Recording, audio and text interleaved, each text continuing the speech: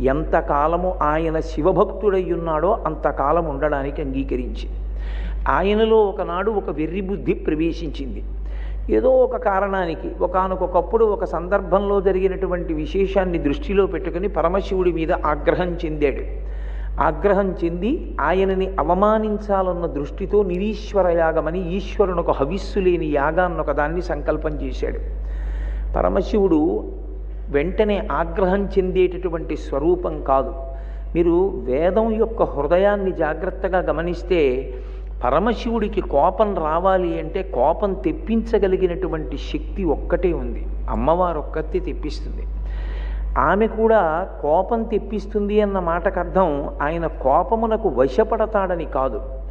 ఆయనకి ఎన్నడూ కోపమునకు వశమయ్యేటటువంటి లక్షణం లేదు. అందుకే శివునకొక్కనికే ఒక పేరుంది, సదాశివ అంటారు.